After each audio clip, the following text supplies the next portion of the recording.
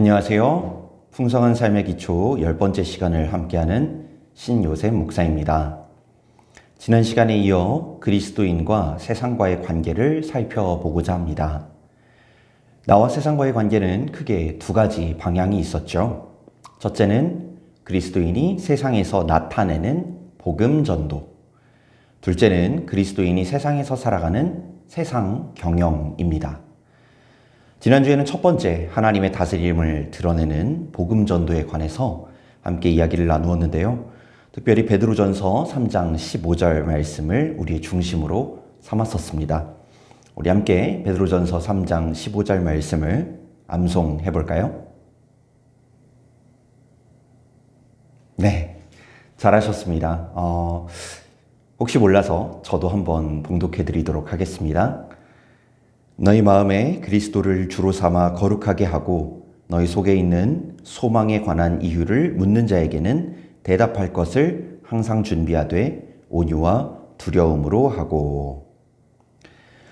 전도라는 것이 먼저 우리의 삶이 하나님의 다스림 아래로 들어가고 그 모습이 흘러넘쳐서 우리의 그 소망이 있는 모습을 묻는 이들에게 대답해 주는 것. 우리가 그 답을 준비하고 상대에 대해 온유하게, 하나님에 대해 두려운 마음으로 무엇보다 선한 양심을 가지고 살아갈 것을 우리 함께 나누었습니다. 교재를 보시면서 지난주 내용을 복습해 보시고 또 복습을 마치신 후에는 우리 오늘의 10번째 만남, 하나님의 다스림을 드러내는 세상 경영을 시작하도록 하겠습니다.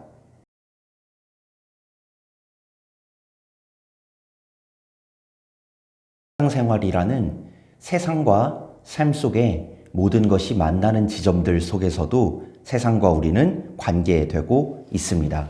그것을 우리 교재와 우리의 언어로 경영이라고 표현을 하고 싶은데요. 우리 교재 158쪽에 1번 질문으로 함께 들어가 볼까요?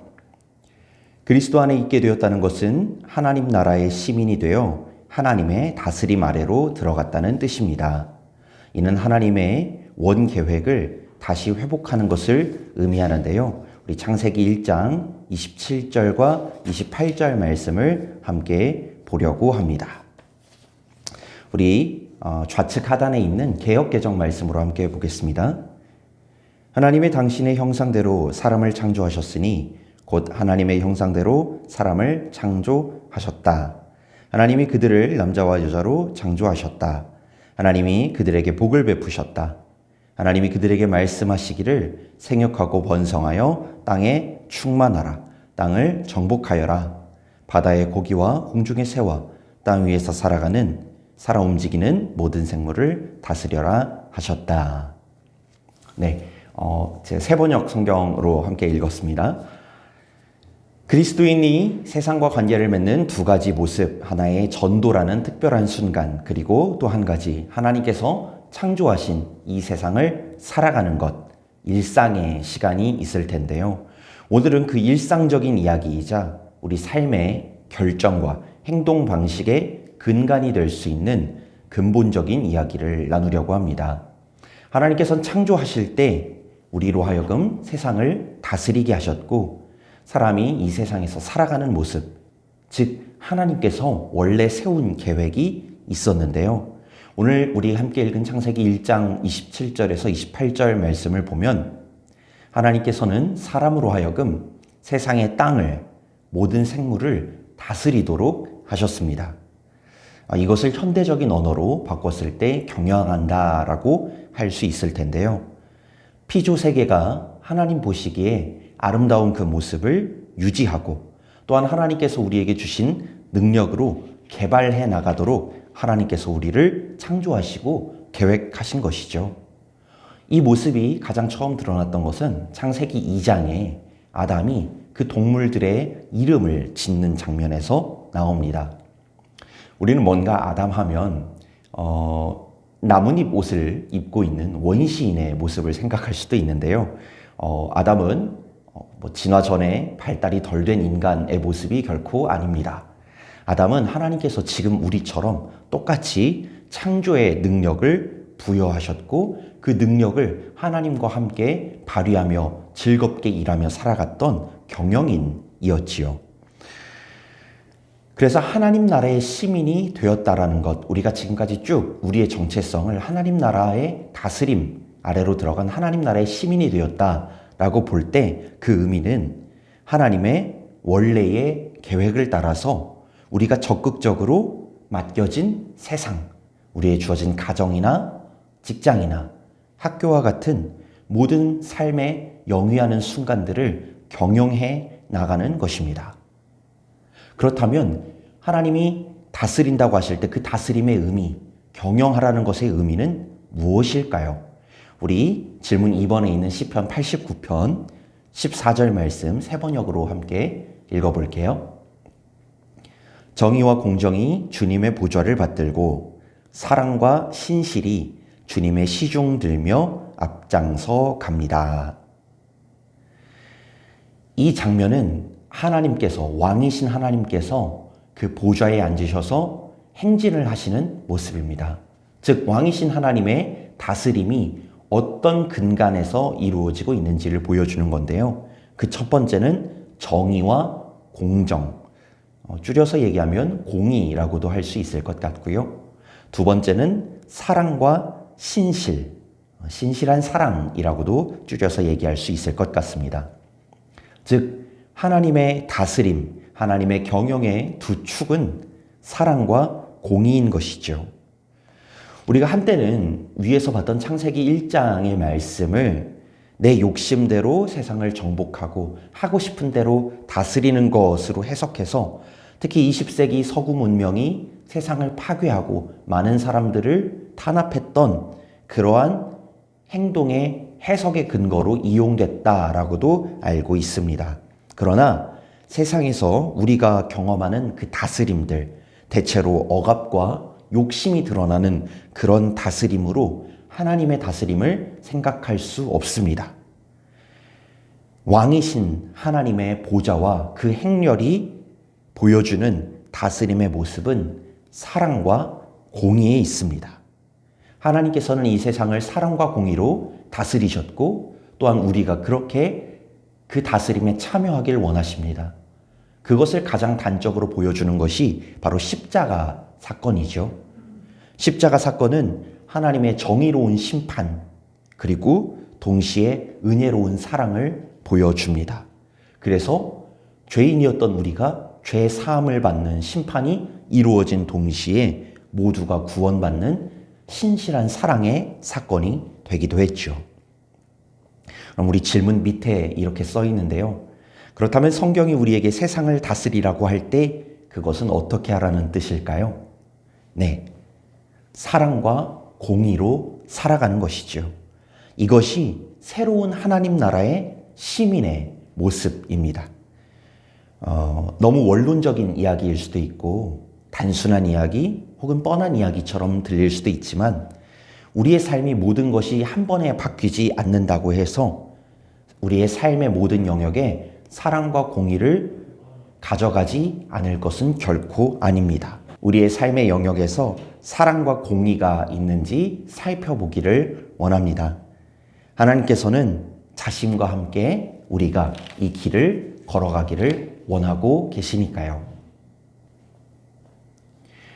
물론 세상의 일들은 하나님의 사랑과 공의를 실현하기에 단순하지만은 않습니다. 세상의 제도라는 것도 있고 문화, 전통, 그 구조가 세상은 하나님을 주인 삼고 있지 않기에 우리는 그리스도인으로서 살아가면서 때로는 아슬아슬한 줄타기를 하기도 하고 때로는 도전을 하기도 하며 때로는 타협을 하기도 합니다. 대체 어느 선까지 우리는 하나님의 사랑과 공의를 가지고 살아갈 수 있으며 어느 선에서는 조금은 양보를 해야 할까? 아니, 애초에 선이라는 걸 긋는 게 그리스도인으로서 맞을까라는 생각도 듭니다. 하나님 나라의 윤리와 원칙을 세상에 있는 그대로 다 적용하기는 쉽지 않습니다. 또한 우리가 그렇게 한다고 하면 사실 교회와 세상, 그리스도인과 세상은 완전히 분리되어 버리고 말 것입니다. 그러나 예수님께서는 우리에게 분명히 우리의 십자가를 지고 나를 따르라. 즉 세상 가운데서 십자가를 지셨던 예수 그리스도의 삶, 우리가 돌을 닦거나 진리를 탐구하기 위해 산속으로 들어가서 우리만 즐겁고 우리만 구원받고 사는 것이 아니라 세상 가운데 들어갈 것을 명하셨습니다. 그러면 세상에서 사니까 우리는 세상 법을 따라 살아야 합니까? 라는 질문, 이 이중적인, 때로는 양립해야 하는 이 어려운 순간을 우리는 맞이하게 되는데요. 정의와 사랑으로 살아가기를 우리가 함께 나누기 전에, 우리 삶에서 이것을 어떻게 살아갈까? 이것을 나누기 전에 우리가 인정하고 나아가야 할 것이 두 가지 있습니다. 첫 번째는 세계의 복잡성입니다. 우리가 살아가는 삶이 때로는 선하다고 생각하는 것이 누군가에게는 악한 것으로 보이기도 하고, 누군가에겐 악하다고 여겨졌던 것이 누군가에게는 선한 결과로 보이기도 한다는 그것. 너무나 많은 것이 엮여져 있어서 쉽게 판단할 수 없다는 것을 우리는 인정해야 합니다. 그러면 두 번째로 이러한 이슈 앞에서 누군가가 무언가를 할 때 내가 기준이 되고 남은 틀렸어 라는 그러한 우리의 교만함을 우리는 또한 있다는 것을 인정하고 그것을 제거하고 갈 수 있어야 합니다. 누군가의 어떤 선택이 저렇게 하는 것이 아닌데? 라고 하는 나의 생각과 상충된다고 해서 나는 맞고 너는 틀렸다.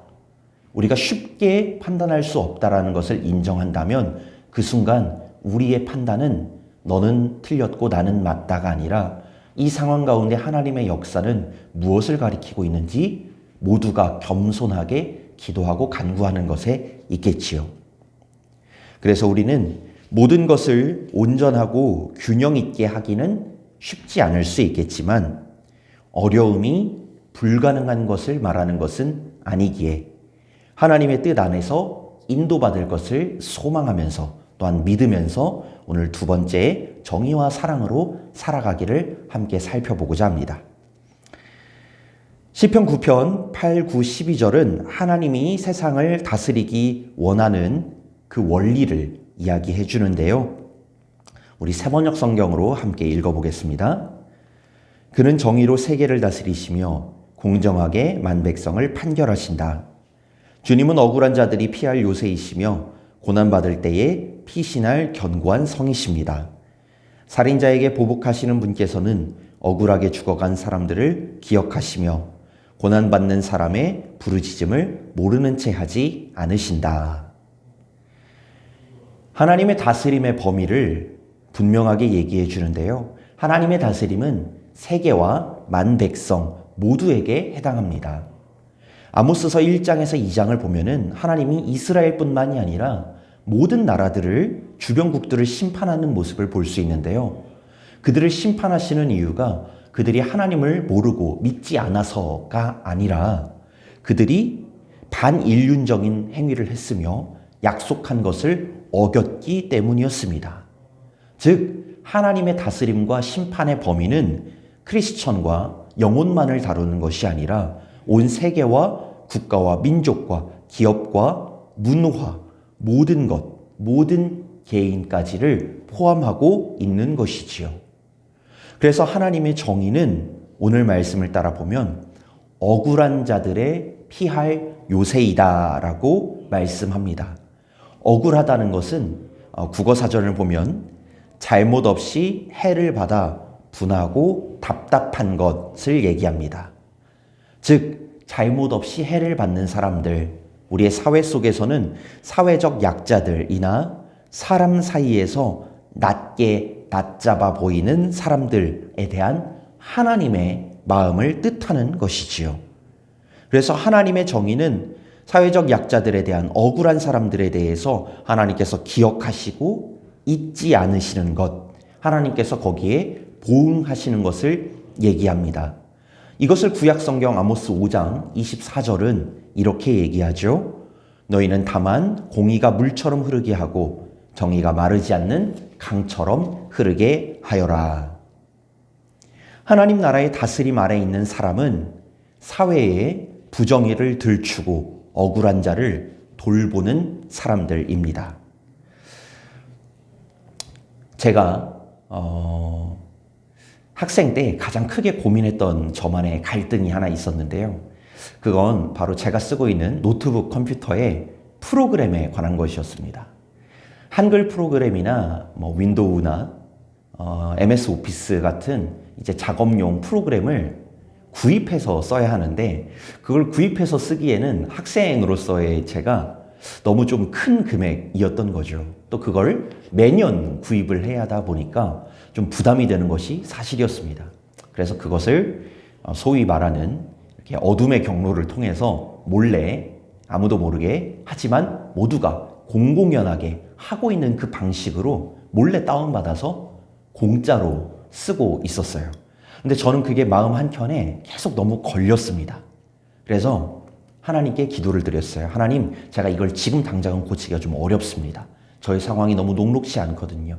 그래서 하나님 채워주신다면 제가 이것부터 정직하게 그 프로그램을 만든 사람들의 노동의, 일의, 땀의 대가를 제가 몰래 훔쳐가지 않고 그들을 억울하게 하지 않고 제가 그것에 대한 값을 지불하겠습니다 라고 기도했고, 지금은 그 모든 프로그램들 좀 비싸긴 하지만 구매해서 쓰고 있습니다.